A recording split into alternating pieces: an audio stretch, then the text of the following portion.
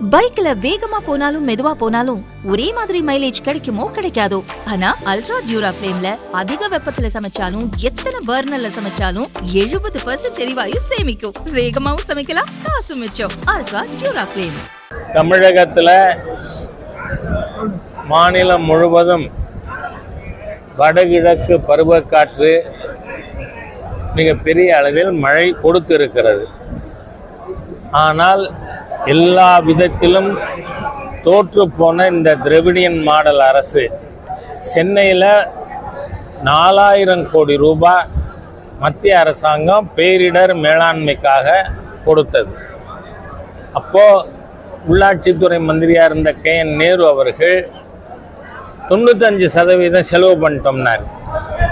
ஆனால் மத்திய அரசாங்கம் நெருக்கி கேள்வி கேட்ட உடனே இல்லை 42% தான் செலவு பண்ணியிருக்கோன்னு. மத்திய அரசு பணம் கொடுத்தும் இன்னைக்கு சென்னை மிதந்து கொண்டு இருக்கிறது.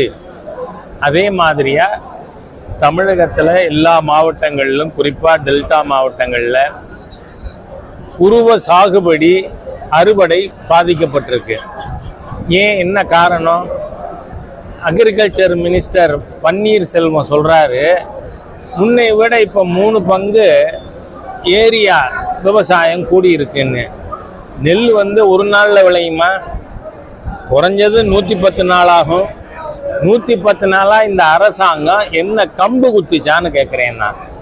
இது எப்போ 3 பங்கு ஏக்கரேஜில் விவசாயம் விதை விட்ட உடனேயும் உனக்கு தெரியணும். அதுக்கப்புறம் அடி உரம் போட்டு மேல் உரம் போட்டு உழுது நட்டு விவசாயி 110 நாளைக்கு அப்புறம் அவன் அறுவடை செஞ்ச நெல்லை நீ ப்ரொக்யூர் பண்ணலைன்னா இந்த திராவிடியன் ஸ்டாக் அரசு எதுக்கு இருக்கு? ஸ்டாலின் அரசை போல தோற்று போன ஒரு கேவலமான அரசாங்கம். நீங்கள் பார்த்தீங்கன்னா இது எவ்வளோ மோசமான அரசு, தமிழ் மக்கள் விரோத அரசுன்னா. பக்கத்து ஆந்திராவில் விசாகப்பட்டினத்தில் 1,33,000 கோடிக்கு ஆர்டிஃபிஷியல் இன்டெலிஜென்ஸ் ஹப் உருவாக்குறாங்க. எல்லா விதத்திலும் ஆந்திரா, கர்நாடகா அங்கே இருக்கின்ற அரசாங்கங்கள் மக்களுக்கு தேவையான திட்டம் கொண்டு வரதுல முனைப்போடு இருக்காங்க. இங்கே இந்த அரசாங்கம் என்ன பண்ணுது? கொடுத்த பணத்தை செலவு பண்ணாமல் நீங்கள் பார்த்தீங்கன்னா 10,000 கோடிக்கு மேல் பட்டியல் சமுதாய மக்களின் மேம்பாட்டுக்காக கொடுத்த பணம் திருப்பி அனுப்பப்பட்டிருக்கு. ஆகவே ஒரு செயல்படாத அரசாங்கம் இருக்கிறதுனால இன்னைக்கு நெல் முளைச்சி போயிருக்கு. நான் கேட்குறேன், இந்த 4.5 வருஷத்தில் இது குளிர்பதன கிடங்குக்குன்னா இன்வெஸ்ட்மெண்ட்டு கூட, கோல்டு ஸ்டோரேஜ். ஆனால் சாதாரணமாக நெல்லை ப்ரொக்யூர் பண்ணுற நெல்லை பாதுகாத்து வைக்கிறதுக்கான டெம்பரரி குடோன் உங்கள்கிட்ட இருக்கா? நான் கேட்குறேன், எதுக்கு ஆட்சியில் இருக்கீங்க? திமுக ஆட்சியை விட்டுட்டு போயிடுங்க. எனிஹவ் உங்களை ஏப்ரல் மே இதில் 26 மக்களை அடித்து விரட்டுவார்கள். ஏனென்றால் எல்லா விதத்திலும் மக்களை ஏமாற்றிய தோற்று போன தீய அரசாங்கம் ஸ்டாலினோட அரசு. இன்னைக்கு விவசாயிகள் அத்தனை பேரும் அறுவடை பண்ணின நெல்லை வைக்க இடம் இல்லாமல் இருக்காங்க. சரி, நீங்கள் வாங்கின நெல்லோட நிலைமை என்ன? எல்லாம் முளைச்சி போயிருக்கு. உங்களுக்கு ப்ரொக்யூர்மெண்ட்டுக்கு பணம் கொடுக்கறது யாரு? Food corporation of India. நீங்கள் அதை பாதுகாத்து வச்சு மில்லுக்கு அனுப்புறது தானே உங்கள் வேலை. பணம் நீங்கள் கொடுக்கல, இல்லை ஃபுட் கார்பரேஷன் ஆஃப் இந்தியா தானே கொடுக்குது, மத்திய சர்க்கார் தானே பணம் கொடுக்குது விவசாயிக்கு. அப்போ ஏன் நீங்கள் அதை செய்யலை? அதனால நான் சொல்கிறேன், கௌரவம் இருந்தால் ஸ்டாலின் ராஜினாமா பண்ணிடுவார். இல்லைனாலும் இந்த ஸ்டாலினோட செயல்படாத மக்கள் விரோத, தமிழர் விரோத அரசை மக்கள் நீக்குவார்கள். தமிழ்நாடு எது தெரியுமா முதலிடம்? அதிகமாக கடன் வாங்கினதுல தமிழ்நாடு முதலிடம். காரணம் என்ன? நீங்கள் பார்த்தா போன பட்ஜெட்டில் ரெவென்யூ டிஃபிசிட் 41,000 கோடி. அது தவிர இந்த அரசாங்கம் கடன் எவ்வளவு வாங்கியிருக்கு?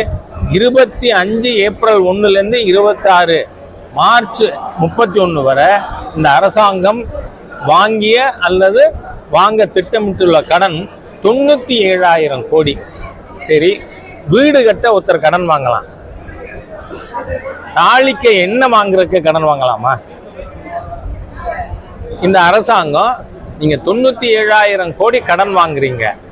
ஆனால் மூலதன செலவு எவ்வளவு? கேபிட்டல் எக்ஸ்பெண்டிச்சர் 57,000 கோடி.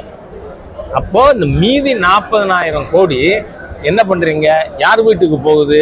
ஏவா வேலுக்கா, செந்தில் பாலாஜிக்கா, இல்ல நம்ம இப்ப இந்த டிஸ்மிஸ் ஆனார கிராவல் திருடன் அவருக்கா? யாருக்கு போகுது? கணக்கு கொடுங்கிறேன் நான்.